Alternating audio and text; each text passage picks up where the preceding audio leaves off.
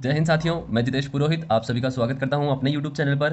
दोस्तों, हमने पिछले वीडियो में डिस्कस किया था बंगाल की खाड़ी में जाने वाली नदी, जो हमारी नदी थी कोठारी नदी, तथा उसके साथ साथ हमने गंभीरी नदी, बाणगंगा नदी और एक कोठारी नदी यह भी थी। इन सभी के बारे में हमने डिस्कस किया था तथा पांचड़ा नदी के बारे में भी हमने डिस्कस कर लिया है। अगर आपने वो वीडियो नहीं देखी तो आप उन वीडियो को देखिए। वह वीडियो थी बंगाल की खाड़ी में जाने वाली नदियां, और आज आप टॉपिक लगा लीजिए अपने पास अरब सागर में मिलने वाली नदियां। तो राजस्थान में कुछ नदियां ऐसी हैं जो अरब सागर में मिलती है। उन नदियों के बारे में हम आज पढ़ने वाले हैं, जिसमें हमारी पहली नदी है लूणी नदी। तो जितने भी लोग मेरे साथ नए जुड़ रहे हैं, अगर आप लोगों ने अभी तक चैनल को सब्सक्राइब नहीं किया तो प्लीज़ सब्सक्राइब करिए, नोटिफिकेशन बेल को ऑन रखिए और जितना हो सके उतना अपने दोस्तों में शेयर करिए। और अंत में आपसे यही कहना चाहूँगा, अगर वीडियो अच्छी लगती है, नोट्स प्रिपेयर होते हैं, तो प्लीज़ जाते जाते एक लाइक ज़रूर दे देना। हम बात कर रहे हैं लूणी नदी के बारे में। लूणी नदी का उद्गम से लेके तथा इसकी जितनी भी महत्वपूर्ण चीज़ें हैं, ये कच्छ की खाड़ी तक जाती है, वो सभी चीज़ें मैं कवर करने वाला हूँ। तो ध्यानपूर्वक मेरे साथ देखते चलिए। हम सबसे पहले पढ़ रहे हैं लूणी नदी, तो हम डायग्राम के द्वारा देखेंगे इसे कि लूणी नदी का उद्गम स्थान, लूणी नदी का उद्गम स्थान है, जैसे मैं यहाँ लिख देता हूँ इस नदी का उद्गम स्थान। अगर इसके उद्गम स्थान की बात की जाए तो इसका उद्गम स्थान है नाग पहाड़ी, नाग पहाड़ियाँ। और ये पहाड़ियाँ कहाँ स्थित है अपने राज्य में? अजमेर में। यह कहाँ स्थित है? अजमेर में स्थित है। और आप लोग मुझे बताओगे नाग पहाड़ियों की ऊंचाई कितने मीटर है? आप देखिए अपनी नोट्सों में, अगर वहाँ लिखी हुई है तो आप प्लीज़ कमेंट करिए इन पहाड़ियों की ऊंचाई कितनी है। इसका उद्गम स्थान तो हो गया अजमेर से, तथा ये राजस्थान के 6 जिलों में प्रवाहित होती है। आपको याद रखना है राजस्थान के 6 जिलों में प्रवाहित होने वाली कितनी नदियां हैं? तो 3 नदियां ऐसी हैं, चंबल, बनास और लूणी नदी, जो ये राजस्थान के 6 जिलों में प्रवाहित होती है। अब 6 जिलों में प्रवाहित होती है, चलो वो तो मैं आप लोगों को बता ही दूंगा, लेकिन हम पहले हमारा चित्र कंप्लीट कर देते हैं। चित्र के माध्यम से हम समझेंगे इसमें कौन सी नदी मिलती है तथा इसकी सहायक नदियां कौन कौन सी है। जैसे कि हम सबसे पहले देखें तो इस नदी पे एक लीलड़ी नाम की नदी मिलती है। लीलड़ी, इस नदी की जो सहायक नदियां हैं उनके थोड़े नाम अटपटे से हैं, लीलड़ी, मीठड़ी, जोजड़ी, ऐसे नाम हैं। तो आप इन्हें एक बार लिखिए, इन्हें पढ़ते रहिए, तभी आपको ये याद होंगे। बाद में इस नदी में एकमात्र दाईं ओर से मिलने वाली नदी, ये क्वेश्चन बन सकता है कि लूणी नदी की कौन सी नदी है जो दाईं ओर से मिलती है। बाकी ये सारी नदियां देखें बाईं ओर से मिल रही है, लेकिन ये जो नदी है ये दाईं ओर से मिल रही है। तो इस नदी का नाम क्या है? यह कौन सी सहायक नदी है? तो यह नदी है इसकी जोजड़ी नदी। कौन सी नदी? जोजड़ी नदी। हम अगली वीडियो में इसकी सहायक नदियों के बारे में भी डिस्कस करेंगे, तो आप टेंशन मत लीजिए कि सहायक नदियों के बारे में पढ़ाया जाएगा या नहीं पढ़ाया जाएगा। मैं आपको विश्वास दिला रहा हूं कि जो मेन नदी लूणी नदी है इसके बारे में हम आज डिस्कस करेंगे, तथा कल की वीडियो में हम डिस्कस करेंगे इसकी सहायक नदियों के बारे में। तो आप बिल्कुल भी मन में कोई शंका मत रखिए, आप बस नाम सुन लीजिए। आज कल हम इनके उद्गम स्थान से लेके तो इनकी भी जितनी भी जानकारी होगी वो सारी चीज़ें हम पढ़ने वाले हैं। उसके बाद इसकी एक सहायक नदी वो है मीठड़ी नदी। इसकी एक सहायक नदी कौन सी है? मीठड़ी नदी। और मीठड़ी नदी में बांडी नदी आकर मिलती है, ये सभी को पता होगा। मीठड़ी नदी में कौन सी नदी आकर मिलती है? बांडी नदी। और मैंने आपको बताया बनास में भी बांडी नदी जाकर मिलती है, बनास में भी यह त्रिवेणी संगम बनाती है। तो आप वो वीडियो देखिए, और मुझे, अगर आप लोगों ने वीडियो देख रखी है तो मुझे कमेंट करके बताइए कि बांडी नदी बनास की किस नदी के साथ त्रिवेणी संगम बनाती है। बांडी नदी बनास की किस नदी के साथ त्रिवेणी संगम बनाती है, आप बताते चलिए। तथा आप सभी को पता है बांडी नदी का पानी, बांडी नदी किस में जाकर गिरती है? तो आपको पता होगा अजमेर के अना सागर में जाकर बांडी नदी का पानी भी मिलता है। उसके बाद जैसे हम बात करते हैं तो इसकी एक सहायक नदी, प्रमुख सहायक नदी जो आपको याद रखनी है, इसके रिलेटेड जितने भी फैक्ट होते हैं दोस्तों वो आपको बहुत अच्छे तरीके से याद रखने हैं। इस नदी का नाम है जवाई नदी। बहुत ही इंपॉर्टेंट नदी है जवाई नदी। कल हम इसको बहुत ही अच्छे से पढ़ेंगे। इस पर बना हुआ बांध तथा पाली में जो सुमेरपुर पाली है, आपको उस जगह का नाम याद रखना है, सुमेरपुर पाली। मैं कल बहुत अच्छे से आप लोगों को पढ़ा दूंगा, आज बस आप इसके नाम सुन लीजिए और लूणी नदी के बारे में आज पूरी जानकारी अपने पास नोट कर लीजिए। जवाई नदी में भी एक नदी आकर मिलती है, इस नदी का नाम है खाड़ी नदी। इस नदी का क्या नाम है? इस नदी का नाम है खाड़ी नदी। तथा उसके बाद इसकी एक सहायक नदी जो है उसका नाम है जुकड़ी नदी। इसका सहायक नाम क्या है? जुकड़ी नदी। आप मुझे कमेंट करके बताइए कि आप लोगों को जो मैं लिख रहा हूँ ये अच्छे से दिख रहा है। कोई वीडियो में अगर परेशानी है या फिर हैंडराइटिंग में अगर कोई भी इशू है तो आप प्लीज़ कमेंट करिए, ताकि मैं अगली वीडियो में इसे सुधार सकूँ। और अगर नहीं है तो बता दीजिए कि कोई भी प्रॉब्लम नहीं है, कोई इशू नहीं है, तो मैं अपनी तैयारी को और अच्छे से आप लोगों के सामने रख सकूँ। अंत में इसमें एक सहायक नदी मिलती है। इसकी सहायक नदी, अंत वाली सहायक नदी कौन सी है? उसका नाम है सागी नदी। उस नदी का नाम क्या है? सागी नदी। थोड़े से नाम अटपटे हैं, मुझे भी पता है थोड़े नाम अटपटे हैं, याद करने में प्रॉब्लम होगा, लेकिन आप इन्हें लिखते रहिए और याद करते रहिए। सबसे बढ़िया तरीका बता रहा हूँ, लिखने का तरीका। 10 बार पढ़ना और एक बार लिख के पढ़ना, दोनों बराबर ही होते हैं। ठीक है, तो आप एक बार लिखिए इनके नामों को और आपको याद होने की कोशिश करिए। अब हमने बात कर ली थी इसके उद्गम स्थान के बारे में तथा इसकी सहायक नदियों के बारे में हमने बात कर ली है। अब इसकी लंबाई, अगर इसकी कुल लंबाई देखी जाए, कुल लंबाई ये पूर्णतः राजस्थान में बहती है, जालोर से फिर ये गुजरात की तरफ चली जाती है, लेकिन जो ये राजस्थान में बहती है, राजस्थान में अजमेर से लेके तो जालोर तक, इसकी कुल लंबाई होती है 495 किलोमीटर की। कितनी लंबाई होती है? 495 किलोमीटर की लंबाई होती है। तथा इस नदी पर जोधपुर में एक बांध बना हुआ है। जोधपुर में एक बांध बना हुआ है, उस बांध का नाम है जसवंत सागर बांध। उस बांध का क्या नाम है? जसवंत सागर बांध। ये बांध कहाँ बना हुआ है? जोधपुर में। चलो आप लोगों से एक क्वेश्चन पूछता हूँ, इस बांध का उपनाम क्या है? अगर आप लोगों ने पहले पढ़ लिया है तो मुझे बताइए इस बांध का उपनाम क्या है? इस बांध को और अन्य किस नाम से जाना जाता है? जितनों को पता है कमेंट करते चलिए। जो भी जानकारी आपको लूणी नदी के संदर्भ में मालूम है, आप जानकारी को लिखते चलिए, कमेंट करते चलिए, ताकि आपको चीज़ें याद होती जाएगी और लोगों को भी पता चलेगा कि आपको क्या क्या चीज़ें पता है, ताकि उनकी भी मदद हो जाए। अगर आप लोगों को नहीं पता है तो मैं बता देता हूँ, क्योंकि मेरा काम है आप लोगों को बताना। तो इस नदी का उपनाम, इस बांध का उपनाम क्या है? पिचियाक। पिचियाक बांध। इस बांध का उपनाम क्या है? पिचियाक बांध के नाम से भी इसे जाना जाता है। उसके बाद जैसे मैंने आप लोगों को कहा कि यह राजस्थान के 6 जिलों में प्रवाहित होती है, तो वो 6 जिले कौन कौन से हैं, उन 6 जिलों को याद कैसे करना है? इसका सबसे पहले उद्गम स्थान होता है अजमेर से। अजमेर के बाद ये कहाँ जाती है? तो अजमेर के बाद ये अजमेर के उत्तर मतलब नागौर में जाती है। कहाँ जाती है? नागौर। नागौर से फिर ये जोधपुर की तरफ चली जाती है। नागौर से ये कहाँ जाएगी? जोधपुर। जोधपुर से ये जाती है पाली।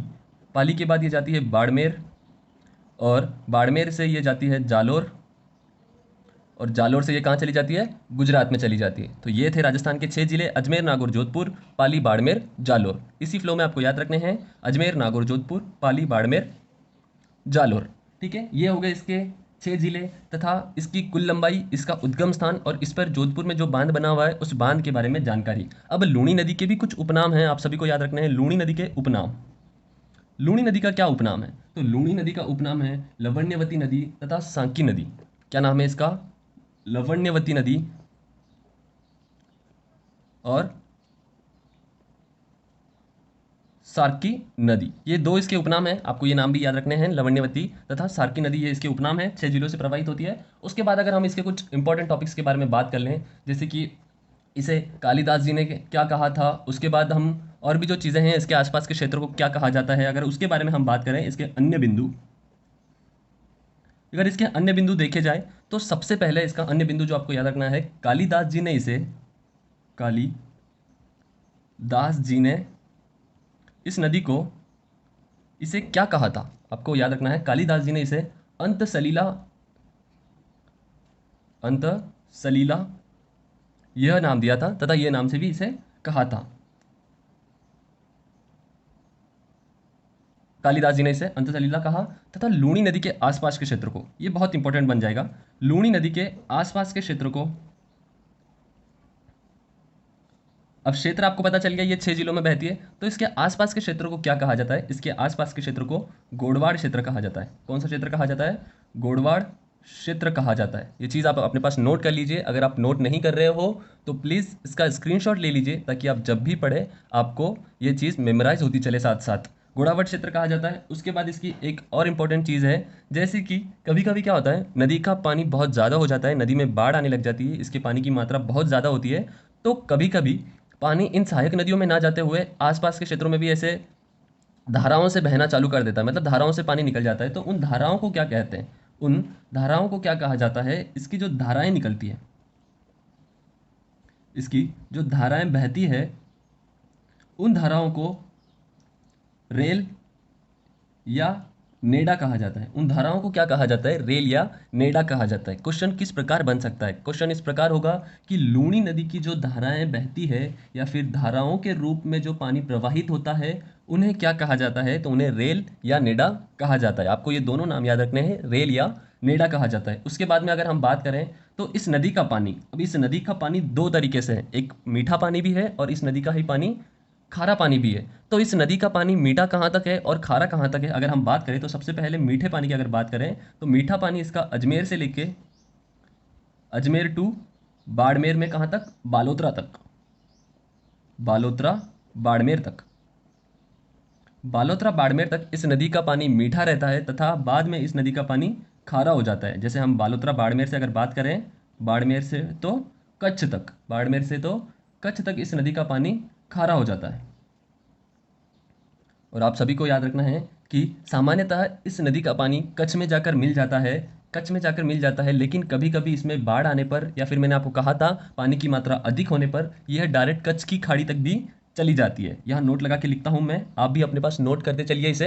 आप लोगों को दिख रहा है ना अच्छे से, बस ये मुझे बता दीजिए, ये मेरे लिए ज़्यादा ज़रूरी है, वरना बोलने का कुछ फ़ायदा नहीं होगा। आप लोगों को भी स्क्रीनशॉट लेना है मेरे साथ साथ, और जिन्होंने भी अभी तक शेयर नहीं किया है इसे अपने दोस्तों में शेयर करिए। सब्सक्राइब नहीं किया है तो प्लीज़ चैनल को सब्सक्राइब करिए।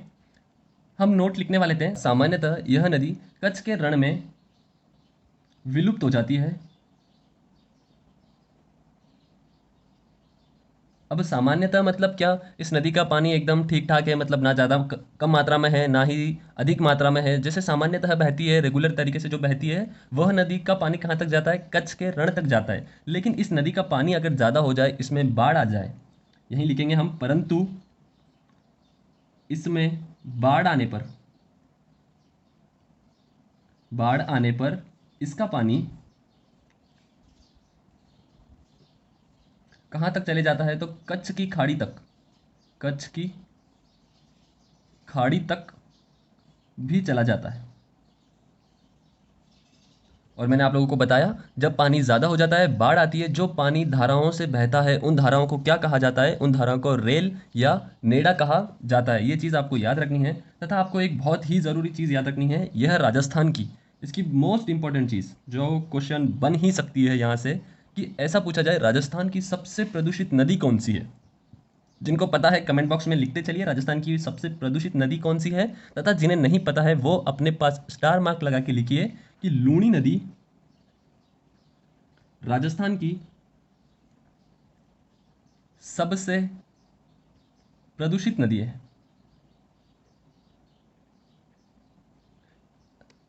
कैसी नदी है यह, राजस्थान की सबसे प्रदूषित नदी है। तथा इसी नदी को, लूणी नदी को ही, लूणी नदी को क्या कहा जाता है, मारवाड़ की गंगा भी कहा जाता है। इस नदी को क्या कहा जाता है, मारवाड़ की गंगा भी कहा जाता है। आपको ये दोनों चीज़ें अच्छे से दिख गई है तो प्लीज़ कमेंट करते चलिए। ये थी अपनी छोटी सी वीडियो लूणी नदी के संदर्भ में, आप लोग पहले स्क्रीनशॉट ले लीजिए। अगली वीडियो में मैं आप लोगों को बता देना चाहता हूँ, अगली वीडियो में हम बात करेंगे इनकी सहायक नदियों के बारे में। जैसे जोजड़ी नदी के बारे में अगर मैं आपको इंट्रोडक्शन दे दूँ, तो जोजड़ी नदी यह अरावली से नहीं निकलती है, तो आप लोग थोड़ा सा पढ़िए कि ये नदी कहाँ से निकलती है और इस नदी के बारे में इंपॉर्टेंट चीज़ क्या है। फिर हम उसके बाद बात करेंगे जवाई नदी के बारे में, जवाई नदी के बाद में हम बांडी नदी के बारे में बात करेंगे। तो जवाई नदी आप सभी को पता है, इस पर कौन सा बांध बना हुआ है, जवाई बांध। अगर नहीं पता है तो टेंशन मत लीजिए, मैं कल आप लोगों की नोट्स बनवा दूंगा इसकी सहायक नदियों से लेकर भी। बट आपको एक काम करना पड़ेगा, इस वीडियो को अगर आप देखते हो तो जितना हो सके उतना अपने सोशल मीडिया नेटवर्क पर, व्हाट्सअप, इंस्टाग्राम, टेलीग्राम, चाहे जो कुछ भी आप लोग यूज़ करते हो वहाँ पर आपको शेयर करना है। और वीडियो को अगर आप लाइक नहीं करते हो तो मुझे बहुत बुरा लगेगा। अगर आप लोगों को अच्छी लगी वीडियो, थोड़ी से नोट्स भी अगर प्रिपेयर हुए, थोड़े से नहीं बहुत ही अच्छे नोट्स बने होंगे, आप कोई भी कोचिंग क्लास में चल जाओ आपको यही पढ़ाया जाएगा। ऐसा नहीं कि मैंने बहुत कम पढ़ाया, मैंने बहुत सारा पढ़ाया आप लोगों के लिए, लेकिन जितना पढ़ाया है वो किसी से कम नहीं है। आप इतना भी याद करोगे तो भी आपके लिए बहुत होता है। आप इसे याद तो करिए, आप इसे याद करिए, फिर इससे जो रिलेटेड चीज़ें होगी आप कमेंट बॉक्स में रखते चलिए, मैं आप लोगों के आंसर दूंगा, जितने भी होंगे आप लोगों के आंसर दूंगा। तथा आप लोगों को कोई बात अगर नहीं पता चलती है तो वो भी कमेंट करते चलिए, तथा आप लोगों को कोई नया आइडिया होगा तो वो भी कमेंट करते चलिए। और एक बात मैं कहना चाहता हूँ, अगर आप में से भी किसी को पढ़ाने की इच्छा है, अगर आपको लगता है कि मैं यह टॉपिक पढ़ा सकता हूँ, तो आप प्लीज़ मुझे कमेंट करके बताइए, हम बात करेंगे इस टॉपिक पर। और आपकी वीडियो भी मैं मेरे चैनल के द्वारा पोस्ट करने की कोशिश करूँगा। आप भी मेरे साथ जुड़ सकते हो, जितना हो आप इसे शेयर करिए, सपोर्ट करिए। जय हिंद, जय भारत।